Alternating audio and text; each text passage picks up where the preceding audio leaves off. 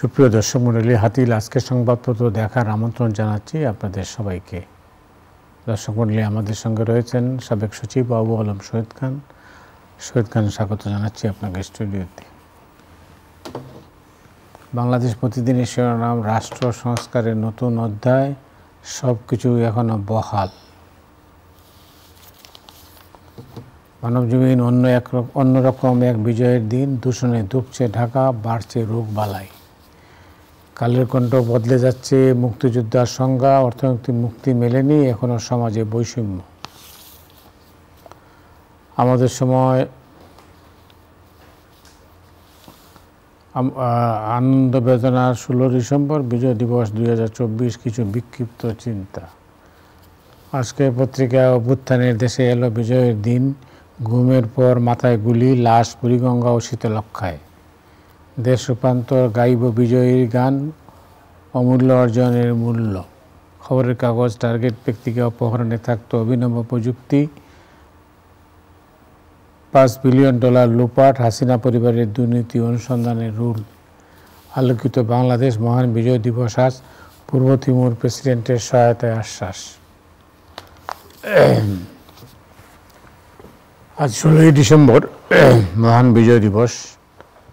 তো 2024-এর বিজয় দিবস অবশ্য অন্যরকম, এক নতুন প্রেক্ষাপটে বিজয় দিবস পালিত হচ্ছে। আপনি কীভাবে দেখছেন? সকলকে বিজয় শুভেচ্ছা। এখন 71-এর বিজয় দিবস তো আমরা জানি, 71-এর যে মুক্তিযুদ্ধ এবং সেই মুক্তিযুদ্ধের কিভাবে বিজয়টা অর্জিত হয়েছিল, এবং আজ বিকালেই তো সারেন্ডারটা হয়েছিল রেসকোর্স ময়দানে। এখন 24-এর যে পরিবর্তন, ছাত্র জনতার যে গণ অভ্যুত্থানের পরবর্তীতে বেশ কিছু বিষয় নিয়ে অনেক কথাবার্তা হচ্ছিল, এবং তখন অনেকেই মনে করছিলেন যে বিজয় দিবস এটা উদযাপন হবে কিনা, শহীদ বুদ্ধিজীবী দিবস এটা উদযাপন হবে কিনা। সেই কারণে একটা শঙ্কা সৃষ্টি হয়েছিল, বাট পরে দেখা গেল যে না, আমাদের বিজয় দিবস এবং শহীদ বুদ্ধিজীবী দিবস দুটাই খুবই রাষ্ট্রীয়ভাবে উদযাপন করা হচ্ছে এবং ভালোভাবে উদযাপন করা হচ্ছে। এবং যে বক্তব্য, নর্মালি যে রাষ্ট্রপতি বক্তব্য দেন, বাণী দেন, প্রধান উপদেষ্টা বাণী দিবেন, তো এই বাণীগুলো আমরা দেখলাম। তো আমার কাছে তো একই রকম মনে হলো যে আমরা আগের মতোই বিজয় দিবস পালন করছি এবং শহীদ বুদ্ধিজীবী দিবস পালন করছি, এবং সেটাই করা উচিত, কারণ এগুলো তো আমাদের ইতিহাসের অংশ, এবং আমরা তো ইতিহাস ইচ্ছে করলেই মুছে ফেলতে পারবো না। কেননা যখন যে সময় ঘটেছিল, সেই সময়ের কিছু মানুষ এখনও বেঁচে আছেন, আমরা বেঁচে আছি, এবং সেই সময়টা ইতিহাসে লেখা হয়ে গেছে। সুতরাং আপনি 53 বছর পরে হঠাৎ করে কোনো কিছু পরিবর্তন করে দেবেন, এটা সঙ্গত হবে না, যৌক্তিক হবে না, এবং এটা হয়তো জনগণ মেনেও নেবে না। তো বিজয় দিবস এসেছে এবং বিজয় দিবস থাকবে। তো আমাদের এই বিজয় দিবসের প্রত্যাশা, আর ওই সেই যদি 24-এর কথা বললেন, 71-এর মুক্তিযুদ্ধের প্রত্যাশা আর এবং 24-এর প্রত্যাশা আমার কাছে একই রকম। 71-এর মুক্তিযুদ্ধের প্রত্যাশা ছিল একটা বৈষম্যহীন, গণতান্ত্রিক, মানবিক, অসাম্প্রদায়িক বাংলাদেশ। আমাদের যে সংবিধান আছে, সংবিধানের যে প্রস্তাবনা আছে, ওখানে পরিষ্কারভাবে এই কথাগুলো লেখা ছিল। তো সুতরাং ওই যে 53 বছর ধরে আমরা সেই অর্থনৈতিক মুক্তি, বৈষম্যহীন সমাজ, মানবিক বাংলাদেশ, গণতান্ত্রিক বাংলাদেশ, এটা আমরা অর্জন করতে পারিনি। প্রচেষ্টা ছিল না এটা বলা যাবে না, তবে অপচেষ্টা বেশি ছিল।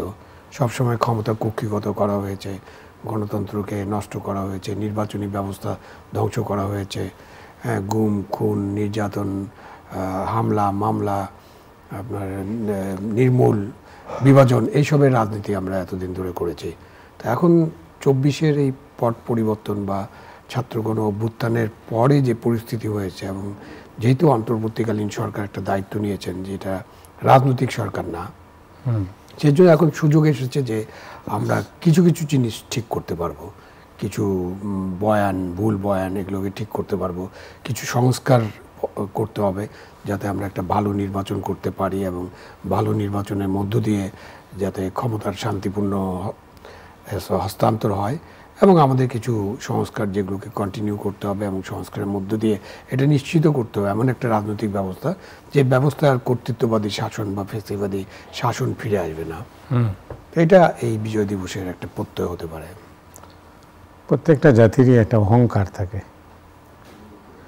সেই অহংকারের দিন কিন্তু 16ই ডিসেম্বর। অফকোর্স এটা আমাদের অহংকারের দিন এবং আমাদের বিজয়ের দিন। এবং 97,000 ট্রেন পাকিস্তানি সৈন্য কখনই চিন্তা করেনি যে তাদেরকে সারেন্ডার করতে হবে।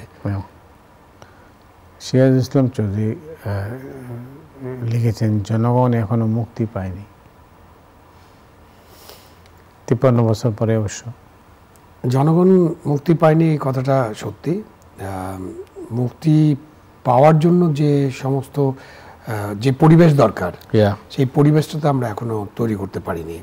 পরিবেশটা ছিল না। 53 বছর ধরে আমরা এই পরিবেশের জন্য লড়াই করেছি এবং এই লড়াইয়ের একটা পর্যায়ে যে ছাত্রগণ অভ্যুত্থান হয়েছে, এখন সেই পরিবেশটা সৃষ্টি করতে হবে, যেখানে আমরা অর্থনৈতিক বৈষম্য দূর করতে পারবো, যেখানে আমরা জনগণের মুক্তি দিতে পারবো, যেখানে সংবাদপত্রের স্বাধীনতা নিশ্চিত করতে পারবো, যেখানে আমাদের মানুষেরা তাদের মনের কথা প্রকাশ করতে পারবেন, এই জন্য তাকে কোনো নির্যাতনের সম্মুখীন হতে হবে না। এবং জনগণের অর্থনৈতিক মুক্তিটা খুব গুরুত্বপূর্ণ। আমাদের এই যে কোটি কোটি মানুষ, 12 কোটি 13 কোটি 14 কোটি মানুষ, তাদের যে দ্রব্যমূল্যের কষাঘাতে তারা জর্জরিত এবং সিন্ডিকেটের যাতনায় যারা পিষ্ট, তো সেখান থেকে তো তাদের একটা অর্থনৈতিক মুক্তির ব্যবস্থা করতে হবে, ডিস্ট্রিবিউশন অফ ওয়েলথ করতে হবে। আমরা যদি 71-এর দিকে তাকাই, তখন মানুষের যে পোশাক পরিচ্ছদ ছিল, তাদের পায়ে স্যান্ডেল পর্যন্ত থাকতো না। সেই তুলনায় সাধারণ মানুষের, গরিব মানুষের আজকে পোশাক পরিচ্ছদ আছে, পায়ে স্যান্ডেল আছে। কিন্তু ওই সময় 22 পরিবার ছিল, এখন 22,000 না 22 লক্ষ পরিবার কেউ জানে না, তাদের কাছে সম্পদের পাহাড়। সেই তুলনায় কিন্তু দরিদ্র মানুষের ভাগ্যের তেমন কোনো উন্নতি হয়নি, তাদের অর্থনৈতিক মুক্তি আসেনি। তো সিরাজুল ইসলাম স্যার ঠিকই বলেছেন যে জনগণের মুক্তি এখনো হয়নি। মুক্তির স্বপ্ন আছে আমাদের কাছে, যে স্বপ্ন অধরা আছে, সেই স্বপ্নটাকে বাস্তবায়িত করতে হবে।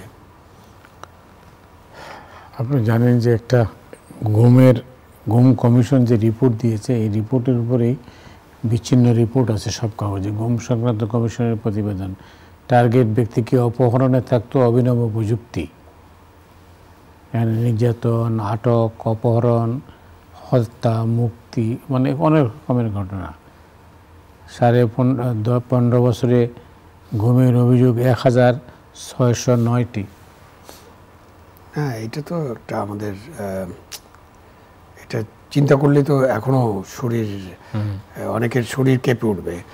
আমাদেরও অনেক সময় মনে করতাম যে কখন বা কি ধরনের পরিস্থিতির মুখে পড়তে হয়। 1600 কতটা অভিযোগের মধ্যে তারা বোধহয় 700 বা 800 অভিযোগকে তদন্ত করতে পেরেছেন, প্রাথমিক রিপোর্ট দিয়েছেন এবং তারা দেখিয়েছেন যে কিভাবে মানুষকে গুম করা হতো এবং কিভাবে নির্যাতন করা হতো। এই যে গুমের বিষয়টা, গুমের যে সংস্কৃতি, এটা যে কত ভয়াবহ একটা সংস্কৃতি এবং কীরকম ভয়ভীতির পরিবেশ সৃষ্টি করা হয়েছিল, সেটা থেকে আসলে আমাদেরকে বেরিয়ে আসতে হবে। সুতরাং গুম কমিশনের রিপোর্টটা খুব গুরুত্বপূর্ণ।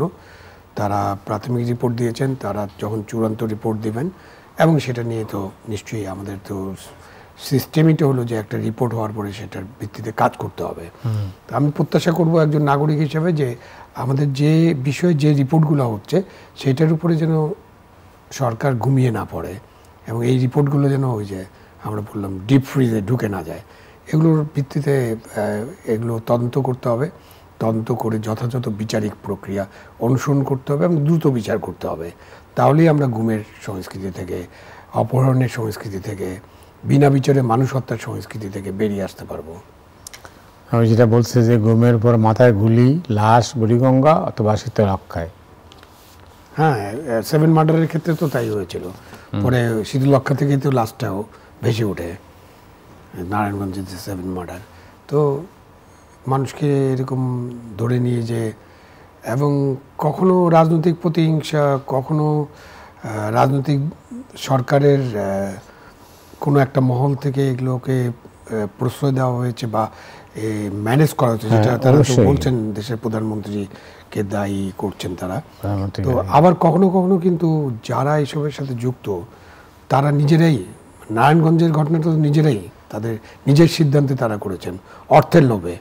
তো এখন আপনি এই জিনিসটা একটু চিন্তা করতে হবে যে আপনি একটা বাহিনীকে বেআইনিভাবে যখন কোনো কিছু করার জন্য উদ্বুদ্ধ করেন অথবা তাকে কাজে লাগান, তখন সে ওই বেআইনি কাজ করার কারণে সে একটা লাইসেন্স পেয়ে যায় এবং সে তখন তার নিজের স্বার্থে, নিজের আর্থিক স্বার্থে বা নিজের শত্রুতার স্বার্থে তখন সে এরকম নানাবিধ কাজ করতে পারে। তো সেই জন্য আইনের শাসনটা খুব গুরুত্বপূর্ণ এবং আইন মেনে চলাটা খুব গুরুত্বপূর্ণ। আইনের বাইরে যখন আপনি যাবেন তখনই কিন্তু এই ধরনের ব্যত্যয় ঘটবে। এই যে নতুন বাহিনী সৃষ্টি করাও কিন্তু আমাদের জন্য খুবই বিপজ্জনক। আগে একটা রক্ষী বাহিনী করা হয়েছিল যেটা 75 ডিসব্যান্ড করা হয়েছে। এখন একটা বাহিনী আছে র্যাব, যেটা 2003 সালে গঠন করা হয়েছিল। এখন যারা গঠন করছেন তারাই এখন বলছেন যে ওটাকে ডিসব্যান্ড করে দেওয়া হোক এবং গুম কমিশনের তারাও বলেছেন যে ডিসব্যান্ড করে দেওয়া হোক। এখন তখন আমেরিকা র্যাবের উপরে নিষেধাজ্ঞা দিয়েছিল তখন কিন্তু আমরা অনেক ধরনের কথাবার্তা শুনেছিলাম, প্রতিবাদ হয়েছিল, আমেরিকা এটা ঠিক করে নাই, বাড়াবাড়ি করছে, আমাদের উপর চাপ সৃষ্টি করছে। এখন কিন্তু গুম কমিশনের রিপোর্ট এবং বিএনপির পক্ষ থেকে যা বলা হলো এবং গুমের যে সমস্ত তথ্য পাওয়া যাচ্ছে তাতে তাদের নিষেধাজ্ঞাটা খুবই যথাযথ ছিল। তাদের নিষেধাজ্ঞার পর কিন্তু এই যে বিনা বিচারে মানুষ হত্যা প্রায় জিরোর কাছাকাছি চলে গিয়েছিল। তো এখন এই বাহিনী, নতুন কোনো বাহিনী আসলে আর সৃষ্টি করা ঠিক হবে না বলে এটা শিক্ষাটা এটা হওয়া উচিত। আমি জানি না পরবর্তী সরকার কি করবে, নতুন কোনো বাহিনী গড়ে তুলবে কিনা, কিন্তু আমাদের তো গত 54 বছরে 2টা বাহিনী করা হয়েছে এবং 2টা বাহিনীর ফেট একই রকম এবং 2টা বাহিনীর কাজকর্মই একই রকম ছিল। সুতরাং আমরা নতুন বাহিনী করার ব্যাপারে এখন থেকে অনেক বেশি স্পর্শকাতর হব, এটা আমরা প্রত্যাশা করতে পারি। প্রসঙ্গ নির্বাচন, এই প্রসঙ্গে তারেক রহমান বলেছেন নির্বাচনের কথা শুনলে উপদেষ্টাদের চেহারায় অস্বস্তির ছাপ। আমি জানি না উপদেষ্টার চেহারায় আমি অস্বস্তির ছাপ দেখিনি, বাট নির্বাচনের ব্যাপারটা তারা নির্বাচন এবং সংস্কারের মধ্যে তারা বোধহয় একটা মিসম্যাচ করে ফেলছেন। মানে ডিম আগে না মুরগি আগে, সংস্কার আগে না নির্বাচন আগে, নির্বাচন আগে না সংস্কার আগে। এখন ধরেন এটা অন্তর্বর্তীকালীন সরকার এবং এই অন্তর্বর্তীকালীন যখন বলি তখনই বোঝা যায় যে এই সরকারের একটা নির্দিষ্ট মেয়াদ আছে, অন্তর্বর্তী মেয়াদ। এটা 5 বছরের সরকার বা 4 বছরের সরকার না। যে আমাদের যে নির্বাচনী ব্যবস্থা আছে আমাদের দেশে নাই, আমাদের দেশে 5 বছর, কোথাও কোথাও 4 বছর আছে। সুতরাং এই সরকার একটা নির্দিষ্ট মেয়াদে কাজ করবে এবং এই সরকার যে সমস্ত কাজ করতে চায় তারপরে তো তাকে নির্বাচনের মধ্য দিয়ে শান্তিপূর্ণভাবে ক্ষমতা হস্তান্তরের ব্যবস্থাটা করতে হবে। তো সেটা সরকার করবে এবং সরকার সংস্কারও করবে, পাশাপাশি নির্বাচনের ব্যবস্থা করবে, এটাই খুব স্বাভাবিক। কিন্তু দেখা গেল হঠাৎ করে একজন উপদেষ্টা কুমিল্লায় বললেন যে রাজনীতিবিদরা সংস্কারে বাধা সৃষ্টি করছে। তারপর আরেকজন উপদেষ্টাকে বলতে শুনলাম 53 বছর রাজনীতিবিদরা কোথায় ছিলেন। খুবই একটা চ্যালেঞ্জিং টোনে তারা কথাবার্তা বলছেন। আমার মনে হয় না, একজন নাগরিক হিসেবে আমার মনে হয় না যে তারা এইভাবে বলাটা তাদের ঠিক হয়েছে। তারা বুঝবেন যে তারা কেন বলেছেন, বাট যখন আপনি একটা সরকার পরিচালনা করছেন, যখন আপনার উদ্দেশ্য হচ্ছে একটা নির্বাচনটা একটা ইম্পর্টেন্ট ব্যাপার। গত 3টা নির্বাচনে মানুষ ভোট দিতে পারেনি, এখন যাদের বয়স 18 থেকে 33 তারা কেউ ভোট দিতে পারেনি। সুতরাং অনেক দল নির্বাচনে অংশগ্রহণ করতে পারেনি, দেশের বৃহত্তম রাজনৈতিক দল নির্বাচনে যেতে পারেনি, তাদের উপরে অনেক নির্যাতন করা হয়েছে। এখন মানুষও তো একটা নির্বাচনের জন্য মুখিয়ে আছে এবং সারা বিশ্বে এখন যে পদ্ধতিটা সকলের গ্রহণযোগ্য, এর চেয়ে ভালো পদ্ধতি হয়তো আগামীতে আসতে পারে, সংস্কারের মধ্যে দিয়ে আমরা আরও ভালো পদ্ধতির চিন্তা করতে পারি। বাট এখনকার জন্য এই পর্যায়ে আমাদের একমাত্র ভালো পদ্ধতি হলো জনগণকে ভোট দেওয়ার সুযোগ দেওয়া এবং জনগণকেই ডিসাইড করতে দেওয়া যে তারা কাকে তাদের প্রতিনিধি হিসেবে নির্বাচিত করতে চান। শুধু নির্বাচন একটা খুবই গুরুত্বপূর্ণ বিষয় এবং এটাকে নিয়ে তালবাহানার মতো কথা বলা অথবা এটাকে নিয়ে এমন কথা বলা যেটাতে আস্থার সংকট সৃষ্টি হয়, বিশ্বাস ভঙ্গ হয়, সেরকম কথাবার্তা না বলাটাই সঙ্গত হবে। আমাদেরকে একটা রোডম্যাপ দিতে হবে, যে রোডম্যাপে আমরা কি করতে চাই এটা থাকবে, মানে অন্তর্বর্তীকালীন সরকারের কি কাজ তারা করতে চান এবং কখন তারা এই কাজ শেষে নির্বাচন করতে চান। রোডম্যাপের ব্যাপারে কিছুই বলছেন না। হ্যাঁ, কিছু বলছেন না, এটার কারণেই তো এই সন্দেহ, অবিশ্বাস সৃষ্টি হচ্ছে, আস্থার সংকট সৃষ্টি হচ্ছে। এবং দিন শেষে কিন্তু রাজনৈতিক দলগুলোর পূর্ণ সমর্থন ছাড়া অন্তর্বর্তীকালীন সরকারের পক্ষে তারা যা যা করতে চান, যে সংস্কার করতে চান, যে ভালো ভালো কাজগুলো করতে চান সুশাসনের জন্য, নাগরিক কল্যাণের জন্য, মানুষের মুক্তির জন্য, সেগুলো কিন্তু শেষ পর্যন্ত ফলদায়ক হবে না। সুতরাং ওখানে রাজনৈতিক সমর্থন লাগবে এবং রাজনৈতিক দলগুলোর সাথে আলাপ আলোচনা করে একটা রোড ম্যাপ নিয়ে চিন্তা ভাবনা করতে হবে। দেখা যাক এই পর্যায়ে যায় কি না, কি অবস্থায় যাচ্ছে। একটা খবর দেখছিলাম যে কালের কণ্ঠে বলছে যে মুক্তিযুদ্ধের 5,500 কোটির প্রকল্পে দুর্নীতি, লুটপাট।